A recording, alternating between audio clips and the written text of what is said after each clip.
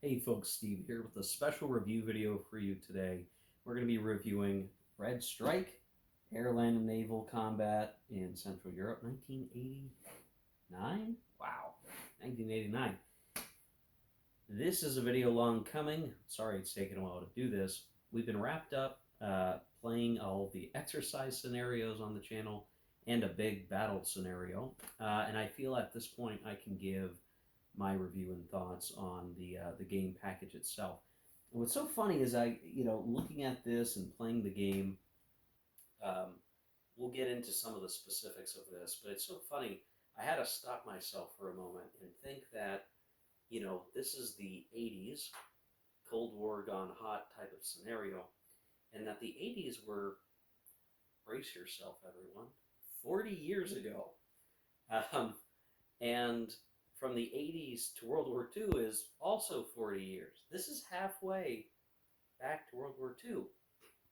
So while I think of things like F-16s and all of that's modern, right? That's modern. That's modern-ish. It's a while. It's been a while. So I have a little bit of a strange feeling around all of this because this is um, using equipment packages that I've known about for a long time, and only now I'm really appreciating how old some of these weapon systems actually are. Which that seems like a weird place to start talking about this game, but this is actually a huge part of what makes Red Strike so very special.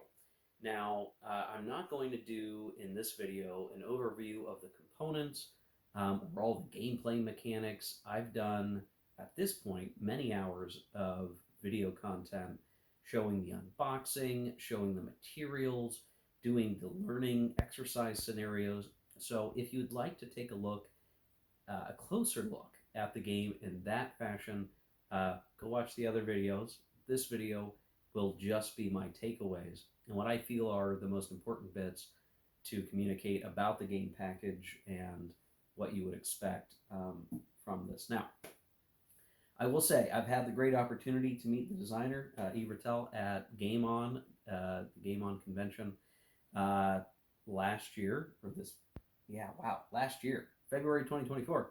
And he signed my copy. So if you notice my box is a little funky over here, it is saying Game On, Steve, and signed by the designer. So very nice of him for that. Um, I want to first start off by saying that this game box, I mean, it is obviously a very big box. It needs to be because the game product itself has a huge amount of content in it. We are talking player aids out the wazoo. I mean, I can grab a stack. This isn't even all of them. Just just oodles and noodles of player aids, setup charts, books, charts, maps, the whole damn thing. And it's a lot. So, if you're going to look this game up now, you'll notice that the price tag is a bit high, but understanding that you're actually getting a lot of game for that. And I'll just say right off the bat here that I do think that this game is something special. It is definitely worth the investment. Now, granted, I'll admit I got my copy out of a raffle, basically, and I got my copy for free, which makes me a very, very lucky person. And I guess, just roll with that. But I would say if I was in a position where I wanted to get the game and I was spending the money, I can tell you that the value in the box is going to match the price tag. Now, what's really important when it comes to this game, as opposed to say, if I were to compare this to NATO from Compass Games, is this is operational in nature, but it is highly complex and detailed, which is going to be the real breaker or maker for whether or not this is a game for you. Now, in many ways, there's almost really three games inside the box. There's a reasonably well detailed ground warfare aspect. I mean, it is on the box: air, land, and naval combat. Each one of those could be its own game, to be honest. And if you watch some of the exercise scenario videos that I did, you'll notice there are scenarios on what is the strategic map, which is a more zoomed out map where a lot of naval and air mechanics can be played out. And that feels like almost its own distinct game from a scenario that is very much based on the land and inevitably air mechanics. And I mean, truly, it is like you're getting multiple games in one. I think that's really cool.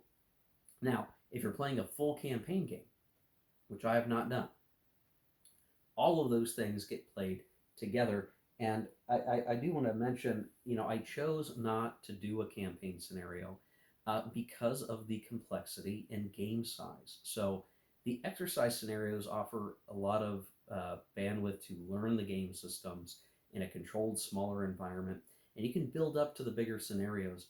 But especially solitaire, this game's level of detail can become a lot to handle over time. And it does take up plenty of table space.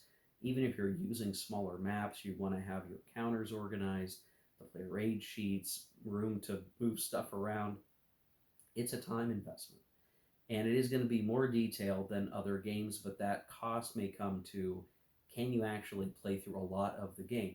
Now, there are many different battle scenarios, like the Fulda Gap scenario that I played for the channel here. There are several others I did not play, and the big campaign game, and all these smaller exercise scenarios. So you can pick, what do you have room for? What do you have time for? All of those will be some commitment. The rules are pretty easy to follow, but there is a lot of them. It is a very large rule book. There are optional rules as well. There are plenty of examples of play. So, all things told, actually learning the game and using the exercise scenarios to do that is a pretty fun experience. You get a good chance to play through all of these things together as the scenarios ramp up and including more mechanics and situations where you need to apply those mechanics. The thing that's special about this game, this is the double edged sword, you are really, truly evaluating all the unit capabilities you have at your disposal.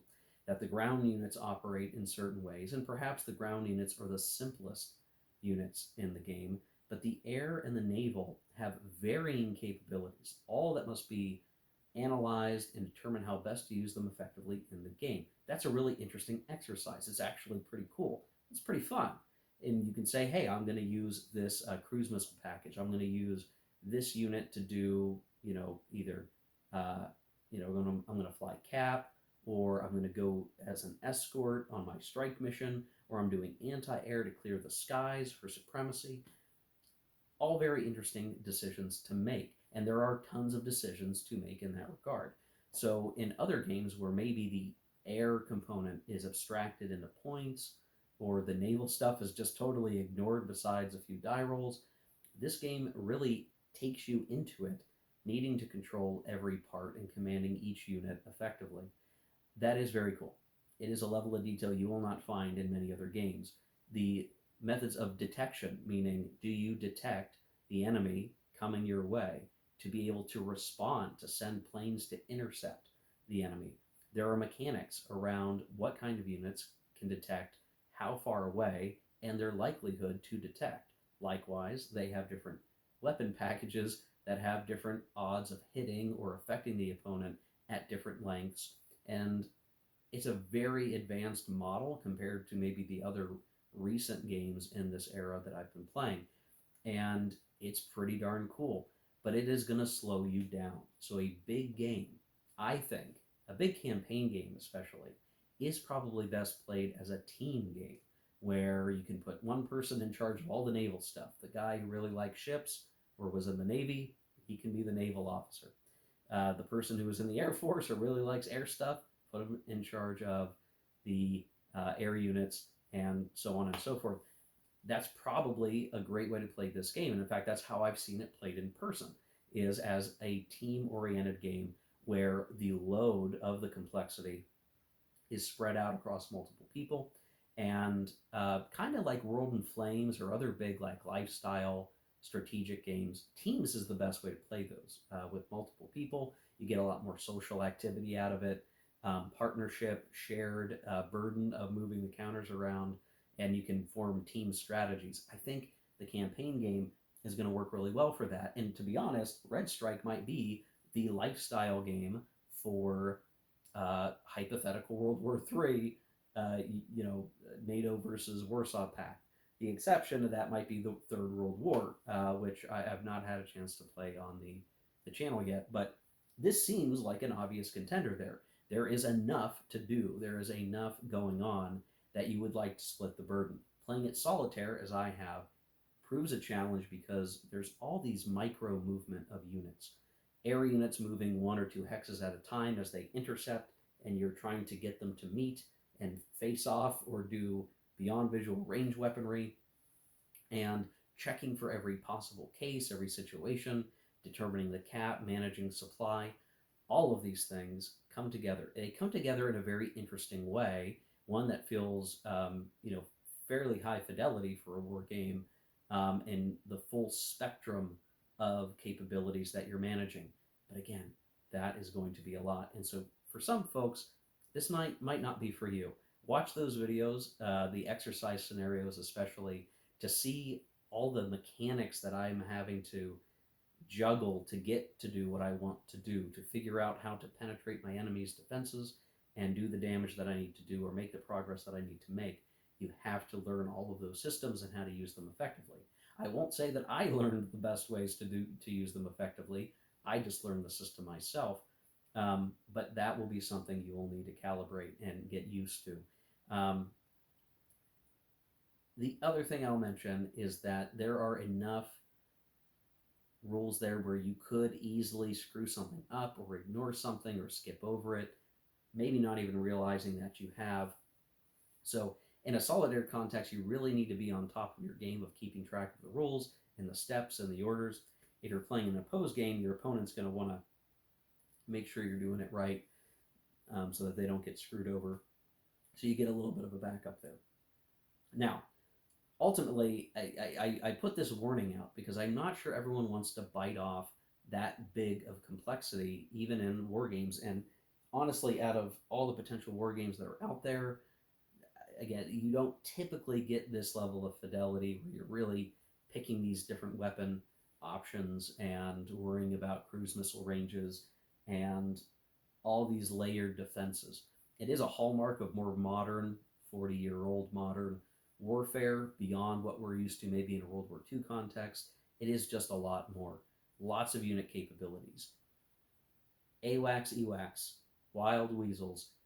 Technically, Patriot systems are in here as well to defend against cruise missiles. You have ECM to have countermeasures to avoid being hit by missiles. You have submarines, you have minesweeping, you have support units, paratroopers, helicopters, HQs. There's a lot here, guys.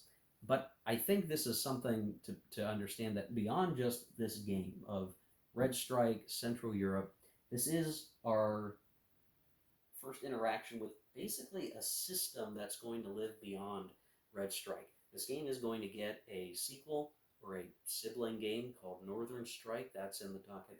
And it's going to have some kind of influence on the second edition or the second, the remake of Gulf Strike that we may get to see at some point. And obviously, if you take the name Red Strike adapts and expands the original Gulf Strike game that came out, many years ago at this point.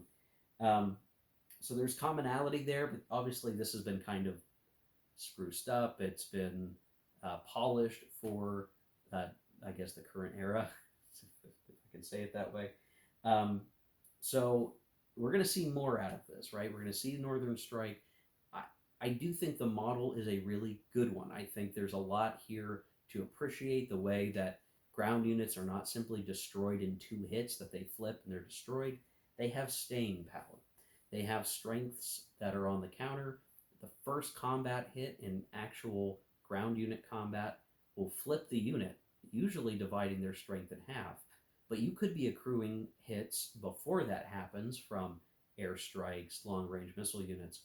And so any given unit could be taking multiple hits before it's actually removed from the map. And it makes taking a hex harder than you might even think, because units have staying power in a way that is very interesting. The different capabilities of either side play into this as well.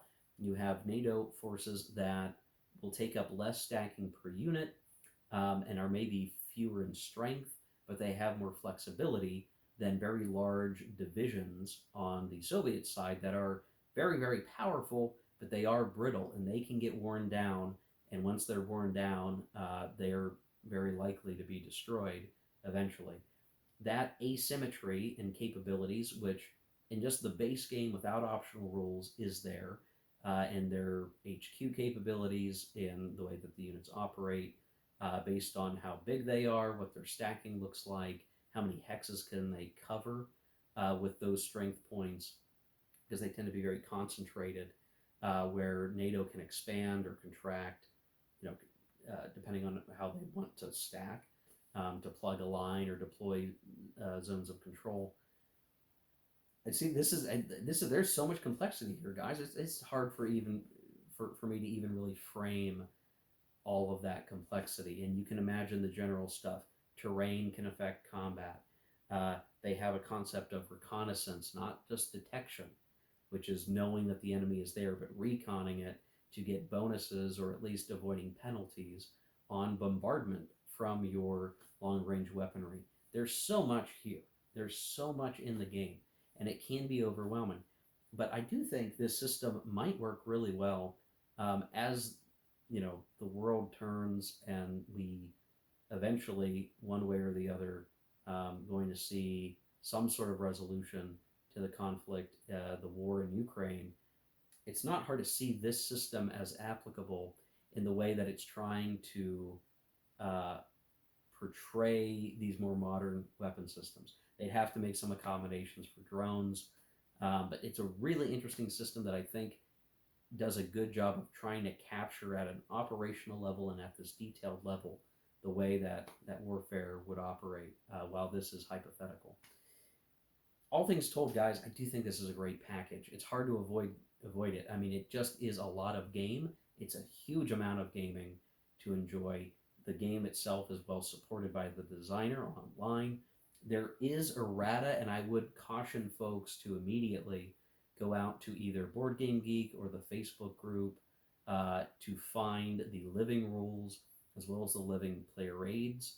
Um, there is some errata, and you will need to absorb or use the latest PDFs to get what is correct. Essentially, the errata is not major, so it did not really negatively affect me while I was playing the game. I did just fine. I printed out the new living player aid sheets, and that worked just great. The errated new rule book, scenario book, and all of that will eventually come either as a part of Northern Strike or maybe some kind of update package. So stay tuned for that. I wouldn't say wait till that comes out to get the game. If you have an opportunity to get this right now and this is a topic that you like and the complexity is up your alley, this is an easy recommendation. If you're not so certain about the complexity, then I might point you to a different game on the topic. If the topic interests you, there are other games. This level of complexity is a taste thing. Either you want it or you don't. And if you want it, then boy, you're going to get blown away by the cool factors. Again, the different weapon types. It's just a really interesting thing to be looking and going, oh, okay, yes, this is a Lancer. It is a Pershing 2 platform, and we're going to be able to do this, and we're going to use this high explosive weaponry here, or we're going to use chemical over here, or nuclear, but only if you get nuclear release authority, guys. It's just a lot of wild stuff there. So yeah, Red Strike, guys. I mean, it's going to be the real deal if you're able to handle the complexity. For something, for as long as I've been playing it, it's been fun.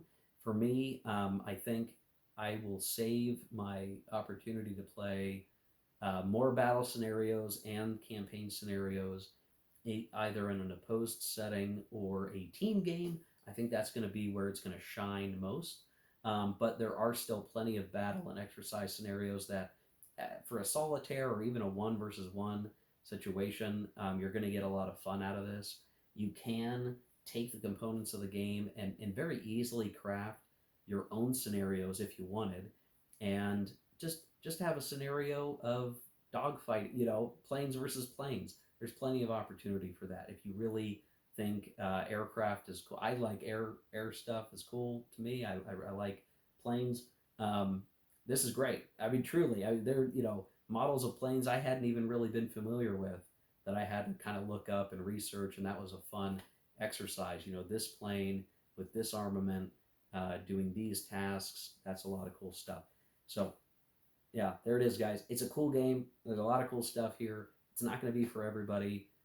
Take some time, research, figure out what your palette is for high complexity, highly interactive as well. I should point out this is not a game that you're going to be, getting up and eating dinner while your opponent is taking their turn, like maybe OCS is sometimes like that. Lots of interactivity. You're going to be engaged throughout your play, whether you're on the attack or the defense, you're the initiative player or the reaction player. Lots of interactivity. You will be engaged the whole time that you're playing, and that's a good thing. That's a good thing, right? You're there to play a game. You're going to be playing the game quite a bit. So for me, I'm going to end my time with this. Again, well worth the time and effort if this is your thing. I really am excited to see what they do, what the designer does, what VUCA does with Northern Strike. I'm highly anticipating a Gulf Strike remake. I have the original Gulf Strike, but boy, if they're going to do a remake, I'm going to be really interested to see how this system gets sort of, it's been modernized and it's going to get backported. That could be a really cool thing. I definitely want to take a bite out of that when the time comes. The system, I think, is going to be good, and beyond this, Northern Strike, Gulf Strike, much more beyond that. Going to be worth the time. So let's see. Anything else? I think we covered enough. This should give you an idea. Again, watch the other videos I've done. Watch other videos in general on the game. If you're really unsure, this is a question to me not of value. The product has value. The product is well worth it. It's just a matter of, do you want the complexity? If the answer is yes, I think you get this. If the answer is no, there's plenty of other games out there, whether we're talking the Third World War or NATO, the Cold War Goes Hot, that's going to give you that hypothetical World War III action. If you were in the service and you were stationed in Germany or something during the 80s and like you want to fiddle with equipment that maybe you did in real life, then yeah, this might be up your alley, might be what you're looking for. Anyway, folks, I hope you enjoyed the video. I hope that my commentary will help inform you whether you want to get the game or not, or just because you like hearing about games. We're going to be covering some more stuff here very soon on the channel. So thanks for watching this one. We'll see you in the next video. Take care and keep on gaming.